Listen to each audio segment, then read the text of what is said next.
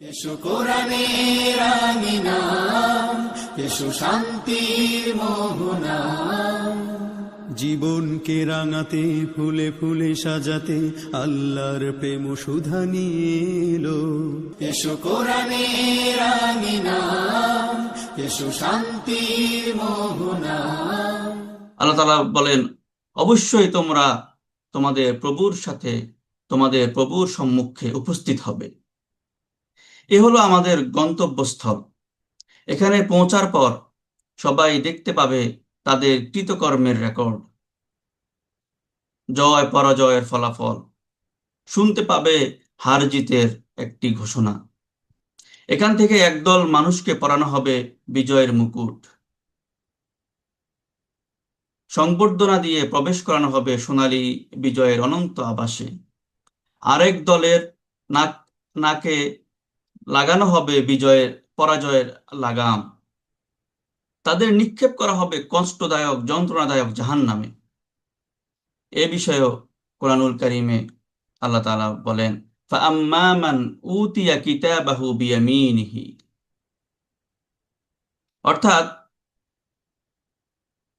যখন আল্লাহ তাআলার সম্মুখে বিচারের জন্য উপস্থিত হবার পর উপস্থিত করা হবে, ফাআম্মা মান উতিয়া কিতাবাহু বিয়ামিনিহি, তখন যার কৃতকর্মের রেকর্ড আমলনামা, যার আমলনামা তার ডান হাতে দেয়া হবে, ফাসাউফা ইউহাসাবু হিসাবান ইয়াসীরা, তার কাছ থেকে শুধুমাত্র একটা সহজ হালকা হিসাব নেওয়া হবে।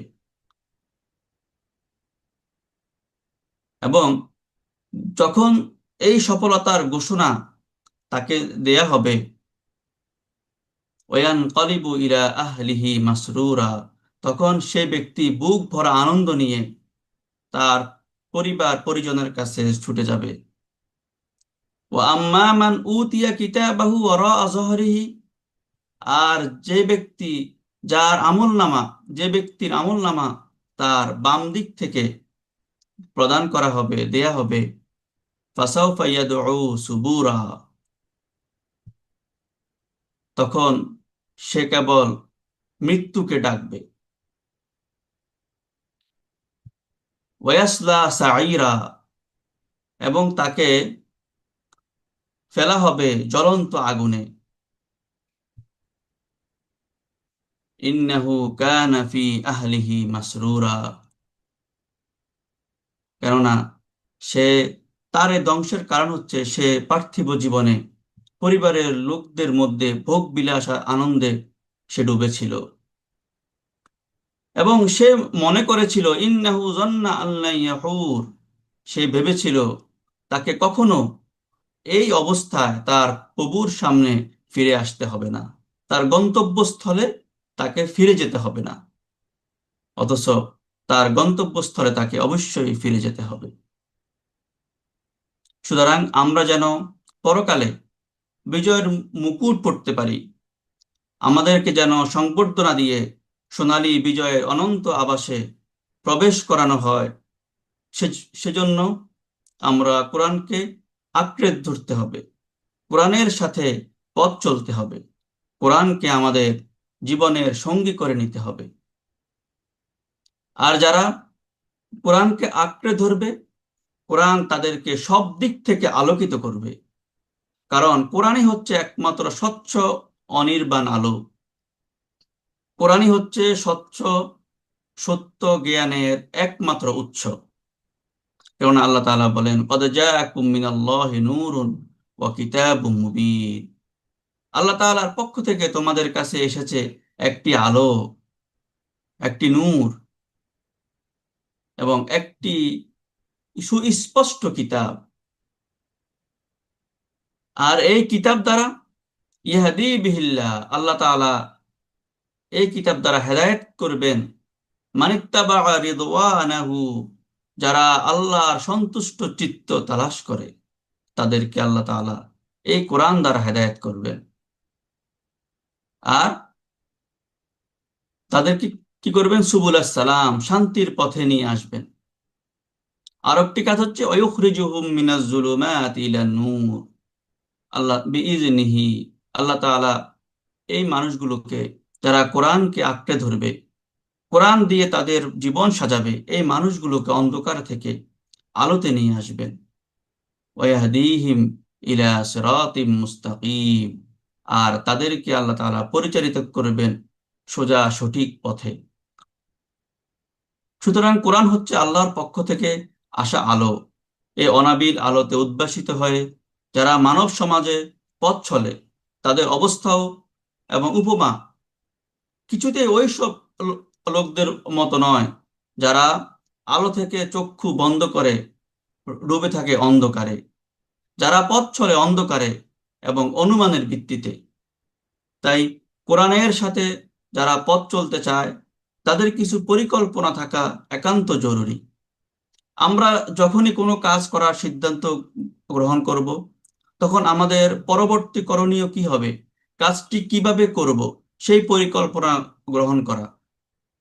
আল্লাহ পাকের সন্তুষ্টি লাভের উদ্দেশ্যে আমরা কোরআনের সাথে পথ চলার সিদ্ধান্ত গ্রহণ করেছি। এই সিদ্ধান্ত বাস্তবায়নের উপায় কি, কি কি উপায়ে আমরা এই সিদ্ধান্ত বাস্তবায়ন করব, তা স্থির করার নামই হচ্ছে পরিকল্পনা।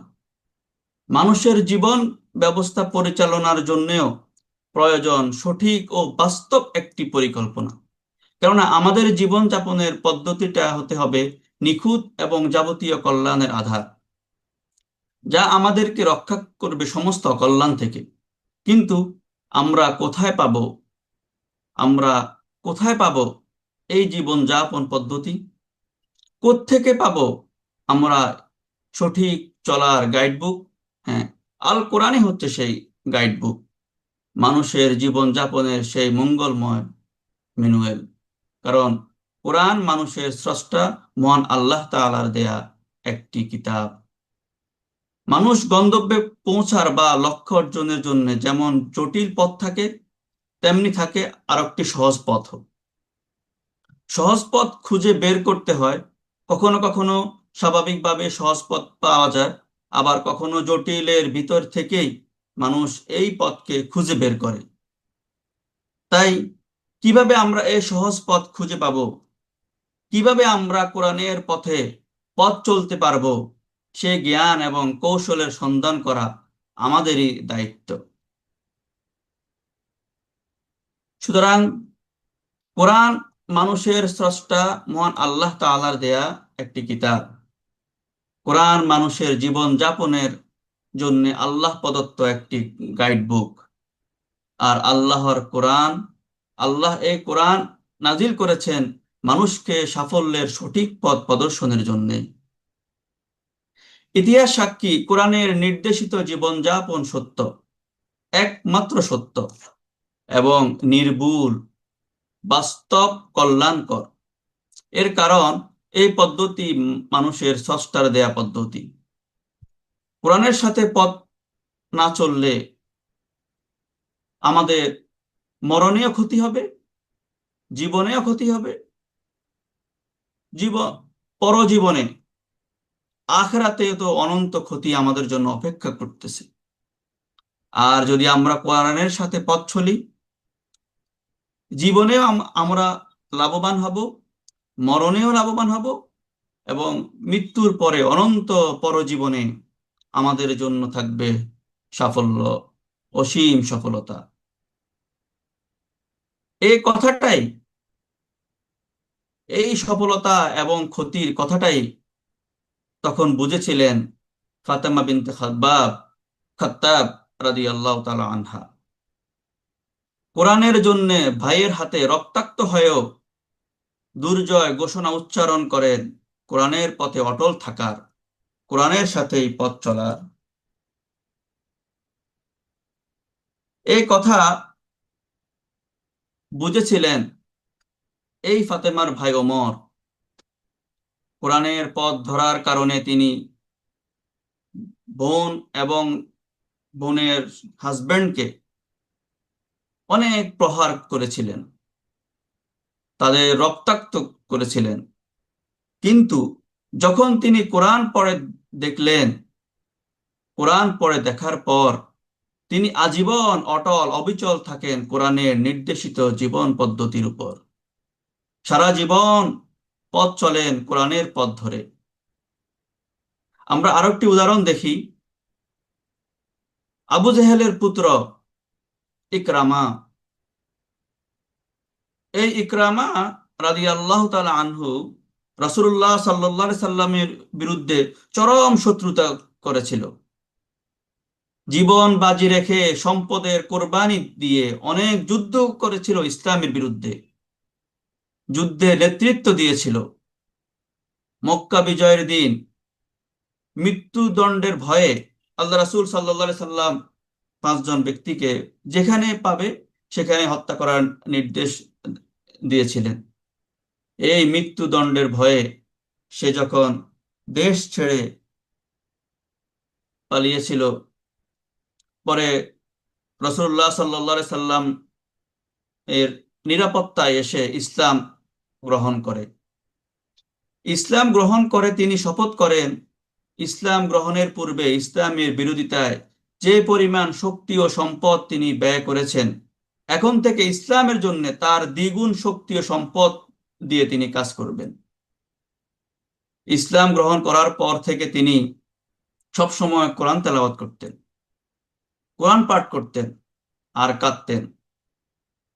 ইসলাম গ্রহণের পূর্বে কোরআনের বিরোধিতার জন্য সারা জীবন তিনি ক্রন্দন করেছেন, সারা জীবন তিনি কেঁদেছেন।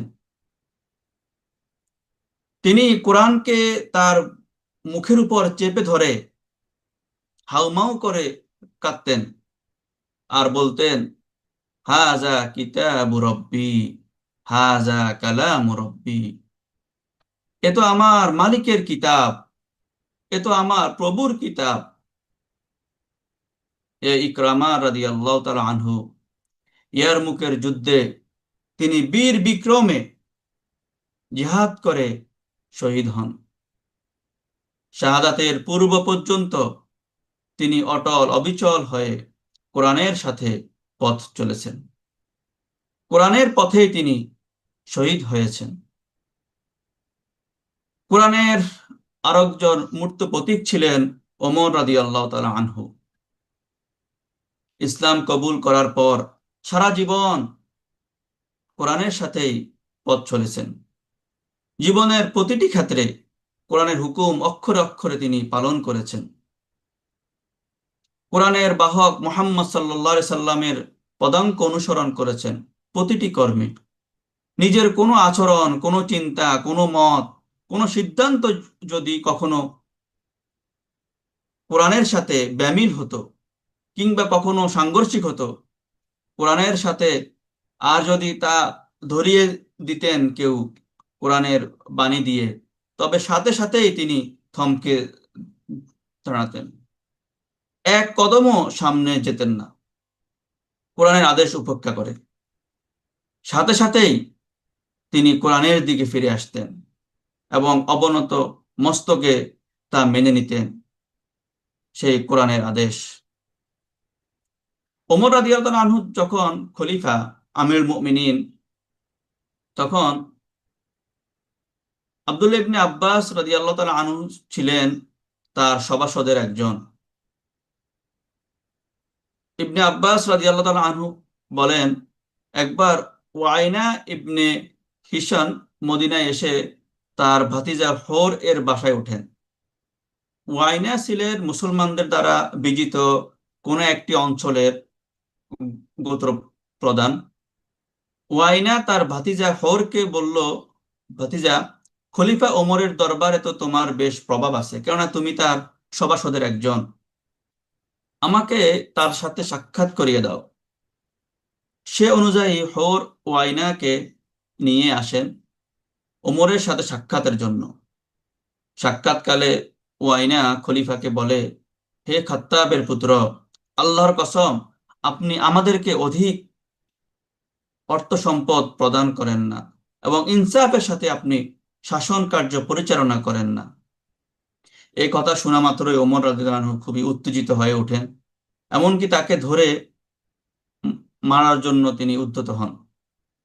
ঠিক সেই মুহূর্তেই ওয়াইনার ভাতিজা হোর খলিফাকে লক্ষ্য করে বলে উঠলেন, হে আমিরুল মুমিনিন, শুনুন, আল্লাহ পাক তার নবীকে নির্দেশ দিয়েছেন, খুযিল আফওয়া ওয়া'মুর বিল উরফ ওয়া আ'রিদ আনিল জাহিলিন। সূরা আল আরাফের 199 আয়াত। খুযিল আফওয়া ওয়া'মুর বিল উরফি ওয়া আ'রিদ আনিল জাহিলিন। খুযিল আফওয়া, ক্ষমা করে দাও, ওয়া'মুর বিল উরফ, ভালো কাজের আদেশ করো, ওয়া আ'রিদ আনিল জাহিলিন, এবং জাহেলদেরকে তুমি উপেক্ষা করে চলো। ইবনে আব্বাস রাদিয়াল্লাহু তাআলা আনহু বলেন, আল্লাহর শপথ, এই আয়াতটি শোনা মাত্রই ওমর রাদিয়াল্লাহু তাআলা আনহু স্থির হয়ে যান এবং এক কদমও সামনে আর অগ্রসর হননি। ইবনে আব্বাস রাদিয়াল্লাহু তাআলা আনহু বলেন, মূলত ওমর ছিলেন এমন এক ব্যক্তি যিনি আল্লাহর কালাম শোনা মাত্রই থমকে দাঁড়াতেন। সম্মানিত উপস্থিতি, এভাবেই সাহাবায়ে কেরাম রাদিয়াল্লাহু আনহুম প্রত্যেকেই কোরআনের সাথে পথ চলেছেন, কোরআনের সাথে পথ চলতে সহযোগিতা করেছেন পরস্পরকে। সাহাবায়ে কেরামের জীবন ছিল এমন, তারা কোরআন দিয়ে নিজেদের সাজাতেন। তাই আমাদেরও উচিত, জীবন দিয়েছেন যিনি, জীবন যাপনের পদ্ধতিও নেওয়া উচিত তার থেকেই। দুনিয়াতে আমরা দেখি কোনো জিনিসের আবিষ্কারক বা নির্মাতা তার পরিচালনা বিধি বা ম্যানুয়াল তৈরি করে দেন, আমরা সেই বিধি বা ম্যানুয়াল মোতাবেক সেই জিনিসটি পরিচালনা করি। তবে কেন ব্যতিক্রম করব আমরা আমাদের জীবনের ব্যাপারে? তিনি এতই দয়াময় যে মানুষ সৃষ্টি করে তার জীবন যাপনের পদ্ধতিও আমাদেরকে দিয়ে দিয়েছেন। সেই জীবন যাপন পদ্ধতি হচ্ছে নবীগণের মাধ্যমে পাঠানো তার হেদায়াত ও কিতাবসমূহ। আর নবীগণ ছিলেন আল্লাহ প্রদত্ত জীবনযাপন পদ্ধতির শিক্ষক এবং বাস্তব নমুনা। এই পুরো জীবন পদ্ধতি তারা শিখিয়ে গেছেন এবং অনুসরণ করে আমাদেরকে দেখিয়ে দিয়েছেন। আল্লাহ রাসূল সাল্লাল্লাহু আলাইহি সাল্লাম ছিলেন এই কিতাবেরই একজন শিক্ষক ও প্রশিক্ষক। তিনি এর ভিত্তিতে জীবন যাপন করার পরিপূর্ণ শিক্ষাদান করে গেছেন, নিজে বাস্তব জীবনে অনুসরণ করে বাস্তব নমুনা পেশ করে গেছেন। এখন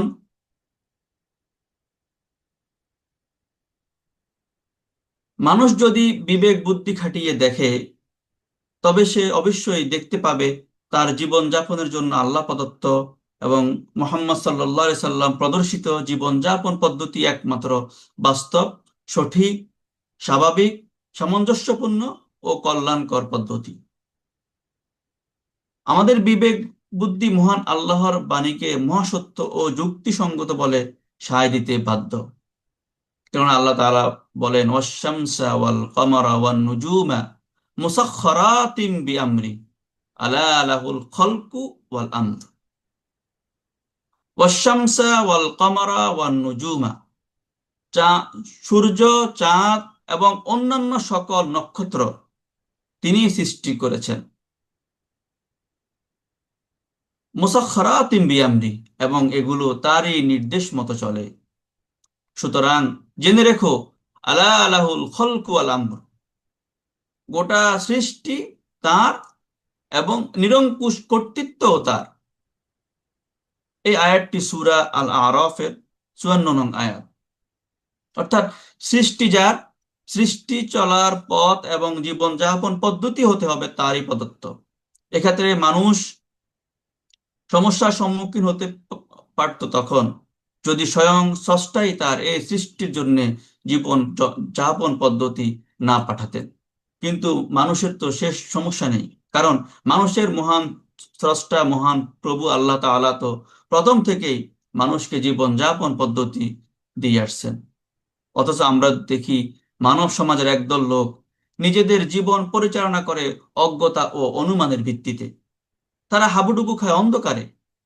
অপরদিকে অন্য একটি দল, যারা কোরআনের সাথী, কোরআনের বাহক, কোরআনওয়ালা আলোকিত মুমিন, যে নিজে আলোকিত তার বিশ্বাস আলোকিত, তার পথ আলোকিত, তার পরিবেশ আলোকিত, তার লক্ষ্য ও গন্তব্য আলোকিত।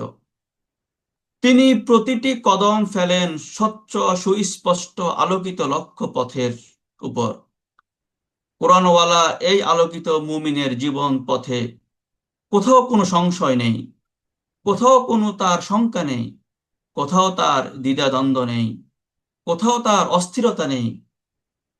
কোরআনওয়ালা মুমিনের প্রতিটি পদক্ষেপ ফলপ্রসূ হয়, তার প্রতিটি পদক্ষেপ ফলবান হয়, কারণ তার প্রতিটি পদক্ষেপ প্রকৃত সত্য জ্ঞানে আলোকিত। কেননা এই পথটি হচ্ছে আমার প্রভুর পথ। আল্লাহ তাআলা বলেন, কুল হাদিহি সাবিলি আদউ ইলাল্লাহ আলা বাসীরাতিন আনা ওয়া মান ইত্তাবাআনি ওয়া সুবহানাল্লাহি ওয়া মা আনা মিনাল মুশরিকিন। আল্লাহ তাআলা তার রাসূলকে বলেন, হে মুহাম্মদ, বলে দাও, হাদিহি সাবিলি, এই পথটি হচ্ছে আমার পথ। আদউ ইলাল্লাহ আলা বাসীরাতিন আনা ওয়া মান ইত্তাবাআনি, আমি মানুষকে আহ্বান করি আল্লাহর প্রতি সত্য জ্ঞানের ভিত্তিতে। আমি এবং আমার অনুসারীরাও সেই সত্য জ্ঞানের ভিত্তিতেই মানুষকে আহ্বান করে।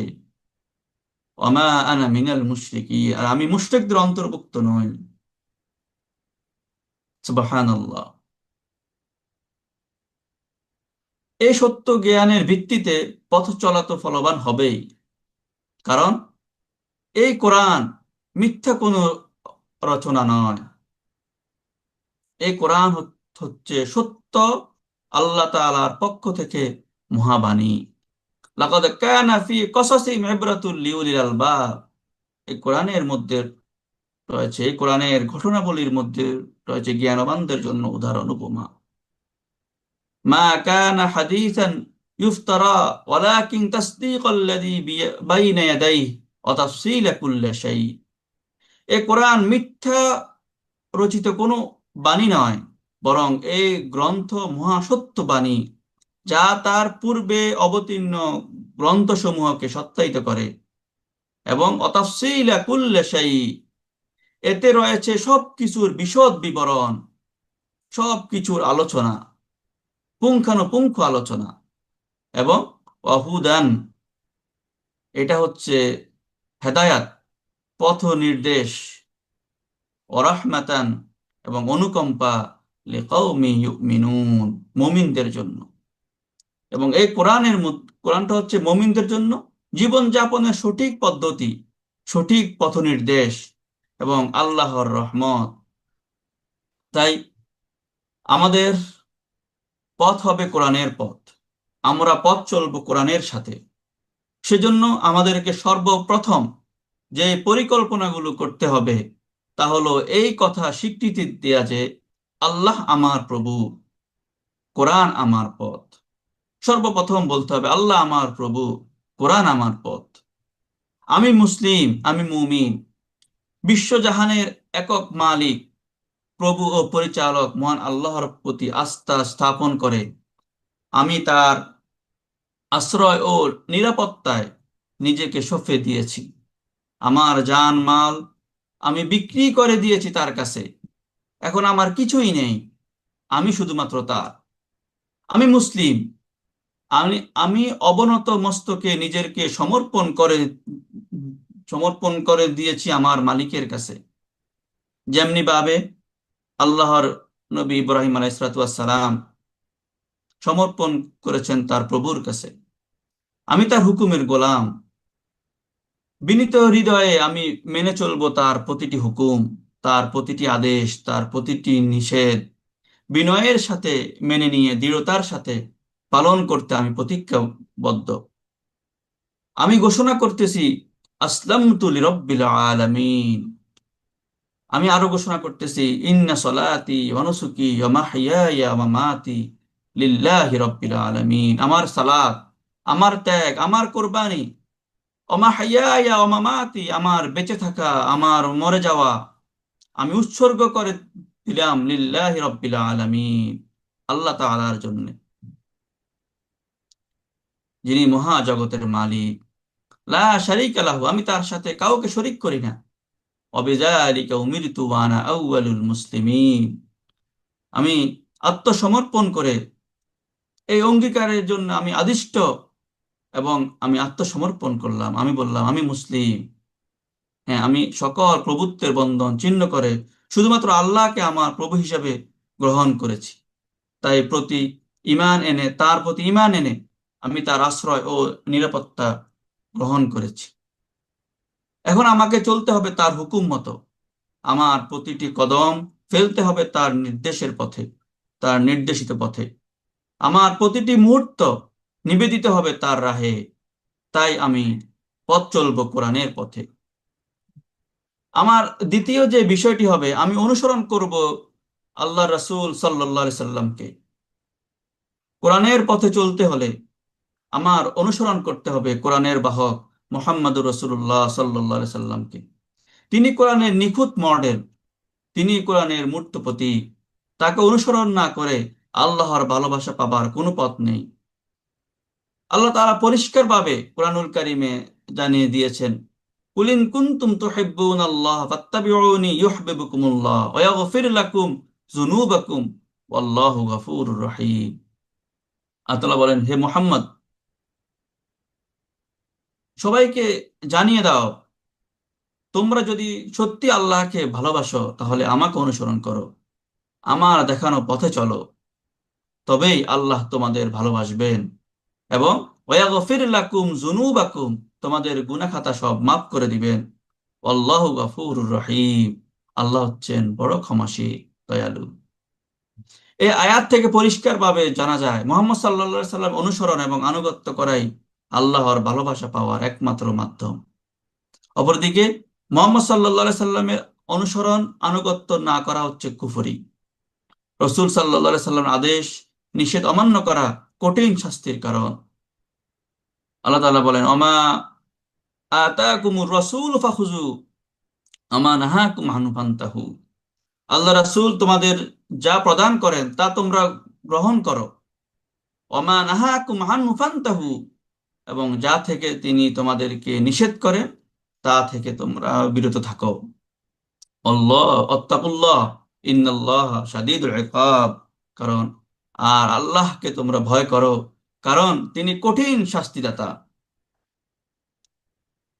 মুহাম্মদ সাল্লাল্লাহু আলাইহি সাল্লাম আল্লাহর পথে জীবন যাপনের ক্ষেত্রে আমাদের জন্য সর্বোত্তম উপমা, সর্বোত্তম মডেল।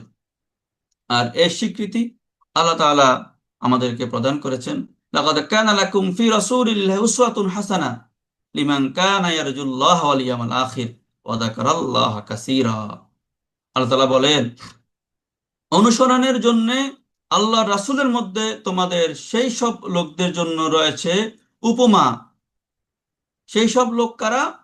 লিমান কানা ইয়ারজুল্লাহ ওয়াল ইয়াউমাল আখির, যারা আল্লাহর সাক্ষাৎ এবং শেষ দিনের সফলতার আশা পোষণ করে তাদের জন্য। এবং ওয়াযাকার আল্লাহ কাসীরা, বেশি বেশি আল্লাহকে স্মরণ করে।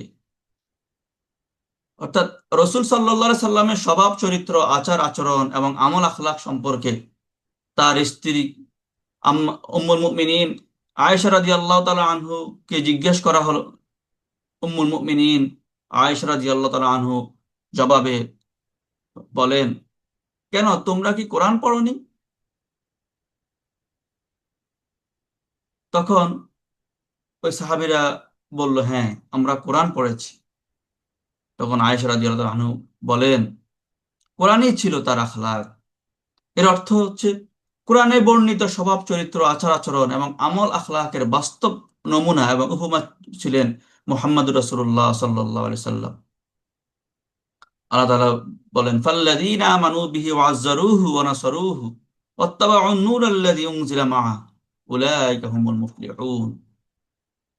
কাজেই যারা রাসূলুল্লাহ সাল্লাল্লাহু আলাইহি সাল্লামের প্রতি ঈমান আনে, ওয়া আযযারুহু এবং তাকে সম্মান করে, ওয়া নাসারুহু এবং রাসূলুল্লাহ সাল্লাল্লাহু আলাইহি সাল্লামকে সাহায্য সহযোগিতা করে, ওয়াত্তাবাউ এবং অনুসরণ করে আর নূর, রাসূল সাল্লাল্লাহু আলাইহি সাল্লামের প্রতি যে নূর অবতীর্ণ হয়েছে, যে কোরআন অবতীর্ণ হয়েছে, সেই কোরআনের উলাইকা হুমুল মুফলিহুন আল্লাযীনা উনজিলা মাআ, এবং সেই নূর সেই রাসূল সাল্লাল্লাহু আলাইহি সাল্লামের পথেই চলে, সে কোরআনের পথেই চলে, উলাইকা হুমুল মুফলিহুন, তারাই হবে সফলকাম।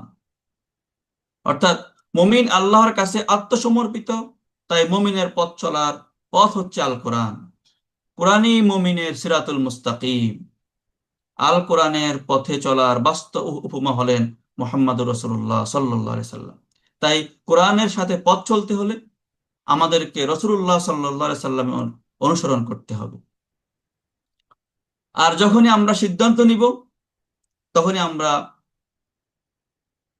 এই পথ চলতে, যখন আমরা সিদ্ধান্ত নিব, তখনই আমাদেরকে ভেবেচিন্তে সিদ্ধান্ত নিতে হবে।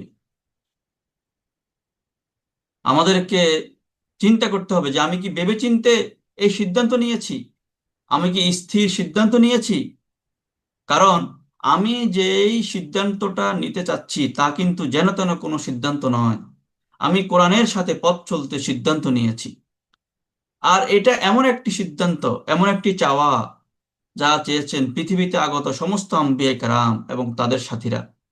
জীবনের এই লক্ষ্য স্থির করেছিলেন শ্রেষ্ঠ মনীষীরা, কোরআনের সাথে পথ চলার লক্ষ্যে যাত্রা করেছিলেন।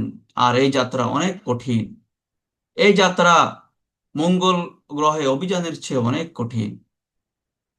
কারণ কারণ হলো, যখনই আপনি কোরআনের সাথে পথ চলতে শুরু করবেন, প্রথমে আপনাকে পদক্ষেপ গ্রহণ করতে হবে আপনার মনের বিরুদ্ধে। আপনাকে অগ্রসর হতে হবে আপনার কামনা বাসনার বিপরীত পথে। আপনাকে জলাঞ্জলি দিতে হবে নিজের বহু স্বার্থ, আমাদেরকে ত্যাগ করতে হবে নিজেদের আরাম আয়ে সুযোগ সুবিধা এবং অর্থ সম্পদ। কারণ কায়েমি স্বার্থ গোষ্ঠী কোরআনের প্রতীকদের শত্রু হয়ে যায়। এই পথে অগ্রসর হলে স্বামীর স্বার্থহানি হবে, স্ত্রীর স্বার্থহানি হবে, পিতামাতার স্বার্থে আঘাত লাগবে, সন্তানদের ভবিষ্যৎ অনিশ্চিত হবে, আত্মীয় স্বজনের স্বার্থহানি হবে, বন্ধু বান্ধবের সুযোগ সুবিধা নষ্ট হবে। আসলে কোরআনের সাথে পথ চলার কারণে আপনার বিরুদ্ধে উঠে পড়ে লাগবে আমাদের সমাজের প্রতারক, ঠকবাজরা, মজুদদাররা, জালেমরা, হারামখোররা, ধর্ম ব্যবসায়ীরা, বদমাশরা, সমাজের স্বৈরাচারীরা। অর্থাৎ এই লোকগুলো আমাদের বিরোধিতা করবে। পৃথিবীতে যত নবী রাসূল এসেছেন, এই সকল শ্রেণীর লোকেরা তাদের বিরুদ্ধে অবস্থান নিয়েছিল। এরা তাদেরকে মিথ্যা অপবাদ, বিদ্রূপ, জঘন্য জঘন্য মিথ্যা অপবাদ দিয়ে চরম মানসিক কষ্ট দিয়েছিল। এরা তাদের বিরুদ্ধে বখাটে ও মাস্তানদের লেলিয়ে দিয়েছিল। এরা পদে পদে তাদেরকে বাধা দিয়েছে, প্রতিবন্ধকতা সৃষ্টি করেছে, তার বিরুদ্ধে সব ধরনের ষড়যন্ত্র করেছে। এরা সকল রাসূলের বিরুদ্ধে এরা ষড়যন্ত্র করেছিল। কোরআনের সাথে পথ চলার এবং কোরআনী সমাজ গড়ার সিদ্ধান্ত নেয়ার কারণে জাহিলিয়াতের পতাকাবাহী পিতার হাতেই বন্দিত্বের বেড়ি পড়তে হয়েছিল হযরত হানজালা এবং হযরত উম্মে সালামাকে। ছেলের কোরআনের পথ ত্যাগের দাবিতেই অনশন ধর্মঘট করেছিল সাআদ ইবনে আবি ওয়াক্কাস রাদিয়াল্লাহু তাআলা আনহুর মা। তিনি বলেছিলেন, যদি সে মুহাম্মদ সাল্লাল্লাহু আলাইহি সাল্লামের পথ থেকে ফিরে না আসে, তাহলে সে এক ফোঁটা খাবার খাবে না। এরকম ধর্মঘট অনশন করেছিলেন তিনি। কোরআনের সাথে পথ চলার এবং কোরআনী সমাজ গড়ার সিদ্ধান্ত নেয়ার কারণে মুসলিম নামদারি শাসক এবং কায়েমি স্বার্থবাদীরাই হত্যা করেছিল নবীর নাতি হযরত ইমাম হুসাইনকে, হযরত আবু বকরের নাতি আব্দুল্লাহ ইবনে জুবাইরকে, তাবেঈ সাঈদ ইবনে জুবাইরকে, মিশরের হাসানুল বান্নাকে, আব্দুল কাদের আওদাকে, সাইয়্যিদ কুতুবকে, ঢাকা বিশ্ববিদ্যালয়ের আমাদের ভাই আব্দুল মালেককে। কোরআনের পথে চলার এবং কোরআনী সমাজ গড়ার স্থির সিদ্ধান্ত নেয়ার কারণেই আঘাতে আঘাতে জর্জরিত হয়েছিল আহমদ ইবনে হাম্বল, ইমাম মালিক ইবনে আনাস রাদিয়াল্লাহু তাআলা রাহমাহুল্লাহ আলাইহি। এসব ইতিহাস শোনার পরও আমরা কি কোরআনের সাথে পথ চলতে চাই? হ্যাঁ, যদি আমরা এগুলো মেনে নিয়ে কোরআনের সাথে পথ চলতে চাই, তাহলে আমরা হব পৃথিবীর সর্বশ্রেষ্ঠ মানুষ। কোরআনের পথে যারা যাত্রা শুরু করার পর যেসব অবস্থা সৃষ্টি হবে এবং অতীতে এই পথের যাত্রীদের জীবনে যা কিছু ঘটেছিল সেই সব জানার এবং বোঝার পরও যদি আমরা এই পথে চলার সিদ্ধান্ত নেই, তবে নিঃসন্দেহে আমরা হব সাহসী একজন বীর। চাই আমরা নারী হই কিংবা পুরুষ, আমরাই হব সর্বশ্রেষ্ঠ বীর। আসমান সাক্ষী, কোরআন সাক্ষী, আপনি যদি কোরআনের পথে চলেন, আপনাকে পরাজিত করতে পারে এমন কোন শক্তি পৃথিবীতে নেই। আপনার কোনো দুশমন আপনাকে পরাজিত করতে পারবে না। আর আপনাকে যে জয় করবে সে হবে আপনারই পথের পথিক এবং আপনারই আদর্শ বিজয়ী। কারণ যে আল্লাহর সন্তুষ্টি লাভকে নিজের জীবন লক্ষ্য হিসেবে গ্রহণ করে, কোরআনের সাথে পথ চলার অটল সিদ্ধান্ত নিয়ে যাত্রা শুরু করে, সাথে সাথেই সে হয়ে যায় আল্লাহর লোক। রাসূলুল্লাহ সাল্লাল্লাহু আলাইহি সাল্লাম বলেছেন, আহলুল কোরআন হুম আহলুল্লাহ ওয়া খাসাতুহু। কোরআনের লোকেরাই হচ্ছে আল্লাহর লোক এবং তার খাস লোক। আহলুল কোরআন হুম আহলুল্লাহ, কোরআনের লোকেরা হচ্ছে আল্লাহর পরিবার, ওয়া খাসাতুহু এবং তার খাস লোক। চতুর্থ নম্বর হচ্ছে আমাদের পরিকল্পনা, কোরআন বোঝা এবং কোরআন জানা। কোরআনের সাথে পথ চলার পরিকল্পনা তৈরি করতে হলে এই পরিকল্পনার অন্যতম পয়েন্ট হলো কোরআনের জ্ঞান অর্জন করা। কারণ কোরআনে কি আছে, কি বলা হয়েছে তা জানা। তা যদি জানা না থাকে, আমরা কোরআনের পথে একদম অগ্রসর হতে পারবো না। এই জন্যে রাসূলুল্লাহ সাল্লাল্লাহু আলাইহি সাল্লাম বলেছেন, খায়রুকুম মান তাআল্লামাল কুরআনা ওয়া আল্লামা। অর্থাৎ তোমাদের মধ্যে সে ব্যক্তি যে কোরআনের জ্ঞান অর্জন করে এবং কোরআন শিক্ষা দান করে, সে হচ্ছে সর্বোত্তম। কোরআন বুঝতে হলে, কোরআন জানতে হলে কোরআনের ভাষা শিখতে হবে। আর আমরা জানি বাংলাদেশ কোরআন শিক্ষা সোসাইটি প্রতি জুমাবার কোরআনের ভাষা শেখার জন্য ক্লাস পরিচালনা করে থাকে। আমরা সেখানে ভর্তি হব এবং কোরআনের ভাষা শিখে কোরআনের জ্ঞান অর্জন করব। বাংলা ভাষায় অনুদিত তাফসির পড়তে হবে। বাংলা ভাষায় আল কোরআন এবং তাফসিরুল কোরআনের অনেকগুলো অনুবাদ প্রকাশ হয়েছে। তাফসির গ্রন্থের সাথে কোরআনের অনুবাদও আছে, তাফসিরও আছে। আমরা একটি সহজ ভালো তাফসির সংগ্রহ করে পড়তে পারি, যেমন তাফহিমুল কোরআন, অত্যন্ত সহজ এবং খুবই সুন্দর ভাষায় রচিত। এটি এ যাবৎকালের বাংলা ভাষায় অনুদিত সর্বোত্তম তাফসির বলে আমাদের মনে হয়। তাফসির গ্রন্থ দেখে প্রথমে শুরু থেকে শেষ পর্যন্ত কোরআনের অনুবাদ পড়া, প্রতিদিন নিয়মিত কিছু অংশ পড়া, 6 মাস বা 1 বছর অথবা 1.5 বছর কিংবা 2 বছর, এর কোনো একটি মেয়াদে স্থির করা এবং সেই মেয়াদের মধ্যে, সেই সময়ের মধ্যে পুরো কোরআন পড়ে শেষ করা। কোনো শব্দ বা বাক্যের অর্থ বা তাৎপর্য সঠিকভাবে বুঝতে পারছেন না মনে হলে তাফসির দেখে নেয়া, টিকা বা ব্যাখ্যা পড়ে আশা করা যায় তা পরিষ্কার হয়ে যাবে। তাতেও যদি পরিষ্কার না হয়, যারা কোরআনের জ্ঞান রাখেন তাদের সাথে বিষয়টি নিয়ে কথা বলা, আলোচনা করা। আর আমাদের মাঝে তো এমন একজন জ্ঞানী আল্লাহ তাআলা দিয়ে দিয়েছেন, যিনি শুধু বাংলাদেশে নয়, উপ উপমহাদেশের একজন কোরআনের পণ্ডিত, আমাদের বাংলাদেশ কোরআন শিক্ষা সোসাইটির সম্মানিত সভাপতি ওস্তাজুল আসাতিজা আমাদের একান্ত প্রিয় ব্যক্তিত্ব মুহতারাম মাওলানা আব্দুল শহীদ নাসিম হাফিজাহুল্লাহ। আমরা আল্লাহ তাআলার কাছে দোয়া করি আল্লাহ যেন স্যারকে সুস্থতার সহিত নেক হায়াতে তাইয়্যিবা দান করেন, স্যারের ছায়াকে যেন আমাদের উপর আরো দীর্ঘায়িত করেন। প্রিয় উপস্থিতি, কোরআন পড়ার সময় 5 নম্বর হচ্ছে কোরআন পড়ার সময় গভীর মনোযোগ সহকারে লক্ষ্য করা যে আল্লাহ তার নিজের সম্পর্কে কি বলেছেন, কি ধারণা দিচ্ছেন। আল্লাহ সম্পর্কে প্রদত্ত ধারণা ও দৃষ্টিভঙ্গি, ক্লিয়ার কনসেপ্ট মাথায় ধারণ করা। এই জগৎ ও মহাজগৎ সম্পর্কে আল্লাহ কি বলেছেন, কি ধারণা দিচ্ছেন তা তা আমরা উপলব্ধি করা। মানুষকে কেন আল্লাহ সৃষ্টি করেছেন, কি দায়িত্ব কর্তব্য তার, এগুলো উপলব্ধি করা। মৃত্যু পরবর্তী জীবন সম্পর্কে মহান আল্লাহ কি বলেছেন, মানুষের শেষ পরিণতি কি হবে, এই বিষয়টি গভীরভাবে উপলব্ধি করা। কোরআনে বর্ণিত অতীত লোকদের ইতিহাস নিয়ে একটু ভাবা।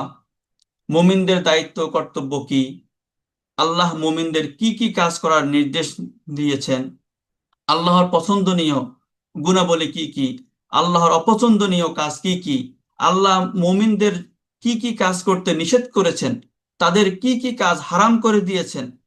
এই বিষয়গুলো গভীরভাবে উপলব্ধি করা, বোঝা, সম্ভব হলে নোট করা।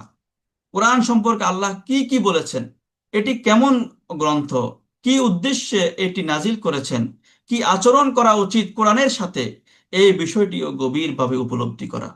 এভাবে পুরো কোরআন একবার পড়া হলে তখন দেখা যাবে আমাদের ভিতরটা আলোকিত হয়ে উঠেছে, আমাদের চিন্তায় পরিবর্তন আসছে। 6 নম্বর হচ্ছে কোরআনের ক্লাস এবং কোরআনের আলোচনায় যোগদান করা। আলহামদুলিল্লাহ, বাংলাদেশ কোরআন শিক্ষা সোসাইটি নিয়মিত কোরআনের ক্লাস, তাফসির সভা এবং কোরআনের উপর সেমিনার, সিম্পোজিয়াম ও অনেকগুলো কাজ করে থাকে। আমরা এগুলোতে নিজেরা অংশগ্রহণ করতে পারি, আমাদের পরিচিত জনদেরকেও এই ক্লাসগুলোতে অংশগ্রহণ করার দাওয়াত করতে পারি। এতে করে আমাদের কোরআনের জ্ঞান, কোরআনের পুঁজি আরো সমৃদ্ধ হবে। 7 নম্বর হচ্ছে কোরআনের ক্লাস পরিচালনা করা। কোনো মসজিদ, অফিস বা অডিটোরিয়ামে আমরা যদি নিজে কোরআনের ক্লাস পরিচালনার উদ্যোগ নিতে পারি, তবে এটি হবে কোরআন বোঝার ক্ষেত্রে আমাদের জন্য একটি কার্যকরী উদ্যোগ। কারণ যখনই আপনি কোরআন শিখাতে যাবেন, যখনই আপনি কাউকে কোরআন শিখাতে যাবেন, তখন আপনাকে কোরআন নিয়ে ভাবতে হবে, একাধিক তাফসির পড়তে হবে, সহায়ক গ্রন্থাবলী পড়তে হবে, শ্রোতাদের প্রশ্নের জবাব দিতে হবে, শ্রোতাদের জ্ঞানের চাহিদা মেটাতে হবে, ক্লাস পরিচালনার প্রস্তুতি নিতে হবে। এই পদ্ধতিতে আমাদের জ্ঞান অর্জনের গতি কয়েক গুণ বাড়িয়ে দিবে। কারণ আলো বিতরণ করতে হলে আলো সংগ্রহ করতে হয়। তাই আমাদের সকলের উচিত নিজ নিজ জায়গায়, বাসায়, নিজেদের অফিসে কোরআনের ক্লাস পরিচালনা করা। তখন আমাদের কোরআনের জ্ঞানে আমরা সমৃদ্ধ হব ইনশাআল্লাহ। 8 নম্বর হচ্ছে মুহাম্মদ সাল্লাল্লাহু সাল্লামের জীবনী পাঠ করা। রাসূল সাল্লাল্লাহু সাল্লামের জীবনীর উপর যেই বইগুলো এই লেখা হয়েছে, আমাদের বাংলাদেশ কোরআন শিক্ষা সোসাইটি, আমাদের ওস্তাদ মুহতারাম মাওলানা আব্দুল শহীদ নাসিম হাফিজাহুল্লাহ রাসূলুল্লাহ সাল্লাল্লাহু সাল্লামের জীবনীর উপর 2টি বই আছে, আমরা সেগুলো পড়তে পারি। মানবতার বন্ধু মোহাম্মদ সাল্লাহ সাল্লাম, এই বইটি পড়তে পারি। আমাদের আরো একটি বই আছে সোসাইটি থেকে পরিচয় এই পাবলিশ করা, নবীদের সংগ্রামী জীবন, এই বইটি আমরা পড়তে পারি।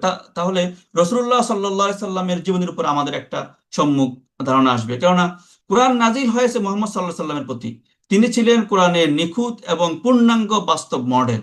তাই আমাদের রাসূল সাল্লাল্লাহু আলাইহি সাল্লামের জীবনী পড়তে হবে। 9 নম্বর হচ্ছে হাদিস পাঠ করা। মুহাম্মদ সাল্লাল্লাহু আলাইহি সাল্লামের জীবন ধারার পূর্ণাঙ্গ চিত্র পাওয়া যায় হাদিসে। মূলত হাদিস কোরআনেরই বাস্তব ব্যাখ্যা। কোরআন বুঝতে হলে হাদিস পড়তে হবে। হাদিসের গ্রন্থাবলী বাংলা ভাষায় অনেক আছে, আমরা সেগুলো সংগ্রহ করে হাদিস পাঠ করব। 10 হচ্ছে কোরআন সংক্রান্ত কিছু বই পড়া। আমাদের কোরআন বোঝার জন্য কোরআন সংক্রান্ত কিছু বই পড়ে নিলে তা খুবই উপকারী হবে। আমাদের বাংলাদেশ কোরআন শিক্ষা সোসাইটি অনেকগুলো বই এই প্রকাশ করেছে, কোরআন পড়বেন কেন, কিভাবে, কোরআন বোঝা সহজ, আল কোরআন আর তাফসির, কোরআন বোঝার প্রথম পার্ট। এই বইগুলো আমরা সংগ্রহ করে আমরা কোরআন সংক্রান্ত আরো জ্ঞান অর্জন করতে পারি। 11 নম্বর হচ্ছে সবচাইতে গুরুত্বপূর্ণ, সেটা হচ্ছে কোরআনের পথিকদের সাথে পথ চলা। কোরআনের সাথে পথ চলার পরিকল্পনা যারা করে তাদের অন্যতম পরিকল্পনা হচ্ছে কোরআনের পথিকদের সাথে পথ চলা। কোরআনের পথিক মানে সেই সব লোক যারা কোরআনের সাথে পথ চলে। এরা সেই সব নারী পুরুষ, সেই সব যুবক যুবতী যারা নিজেদের জীবন পরিচালিত করে কোরআনের আলোকে, যারা কোরআনের হুকুম আহকাম মেনে চলে, যারা কোরআনে যা কিছু নিষেধ করা হয়েছে সেসব পরিহার করে, যা কিছু হারাম করা হয়েছে সেগুলো পরিত্যাগ করে, যারা কোরআনের বিধান প্রতিষ্ঠা ও বাস্তবায়নের জন্য দলবদ্ধ প্রচেষ্টা চালায়। কোরআন যাদের ঐক্যের প্রতীক, যারা কোরআন শিক্ষাদান করে, কোরআনের আলো বিতরণ করে, যারা সংঘবদ্ধ প্রচেষ্টার মাধ্যমে তান্ত্রিক উপায়ে কোরআনী সমাজ গড়া যাদের উদ্দেশ্য, কোরআনকে বিজয়ী করার চেষ্টা করে, আর এরাই হচ্ছে কোরআনের প্রতীক। তাই কোরআনের সাথে পথ চলার জন্য আমাদেরকে এদের সাথে হয়ে যেতে হবে। এদের সাথে হতে পারলে আমাদের জন্য কোরআনের সাথে পথ চলা খুবই সহজ হয়ে যাবে। কারণ এরাই হচ্ছে চিন্তা, কথা ও কাজের দিক থেকে সত্যবাদী ও সত্যপন্থী। আর কোরআনের নির্দেশ হচ্ছে সত্যবাদী ও সত্যপন্থীদের সাথে হয়ে যাও। ইয়া আইয়ুহাল্লাযীনা আমানুত্তাকুল্লাহ ওয়া কুনু মাআস সাদিকিন। আল্লাহ তাআলা ঈমানদারদেরকে, যারা ঈমান এনেছে তাদেরকে ডেকে বলে, হে ঈমানওয়ালা লোকেরা, তোমরা আল্লাহকে ভয় করো, ওয়া কুনু মাআস সাদিকিন, এবং সত্যপন্থী সত্যবাদী মতাদর্শের লোকদের সাথে হয়ে যাও। সুতরাং আমাদেরকে কোরআনের সাথে পথ চলতে হলে কোরআনের পথিকদের সাথে আমাদেরকে সম্পর্ক আরো বাড়াতে হবে। কোরআনের পথিকদের সাহায্য করা আল্লাহর দায়িত্ব। শুধু সাহায্য করেন না, তাদের নিজ যারা কোরআনের পথের পথিক তাদেরকে যদি কেউ নির্যাতন করে তাদের থেকে আল্লাহ তাআলা প্রতিশোধ গ্রহণ করে থাকেন। সুবহানাল্লাহ। সুতরাং আল্লাহ তাআলার ঘোষণা হচ্ছে, ওমান ইয়াত্তাকিল্লাহ ইয়াজআল লাহু মিন আমরিহি ইউসরা। আল্লাহ তাআলা আমাদেরকে উদ্দেশ্য করে বলেন, তোমরা আল্লাহকে ভয় করো, আল্লাহ তার লক্ষ্য পথে চলার কাজকে সহজ করে দিবেন। যে ব্যক্তি আল্লাহকে ভয় করবে আল্লাহ তাকে তার লক্ষ্য পথে চলার কাজকে সহজ করে দিবেন। ওমান ইয়াত্তাকিল্লাহ ইউকাফির আনহু সাইয়্যাতিহি ওয়া ইউযিম লাহু আজরা। ওমান ইয়াত্তাকিল্লাহ ইয়াজআল লাহু মিন আমরিহি ইউসরা যালিকা আমরুল্লাহ আনজালাহু ইলাইকুম।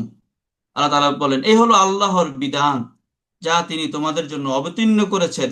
ওমান ইয়াত্তাকিল্লাহ ইউকাফির আনহু সাইয়্যাতিহি, আর যে কেউ আল্লাহর বিধান মেনে চলবে তিনি তার অসুবিধা, অকল্যাণ ও ত্রুটিসমূহ দূর করে দিবেন।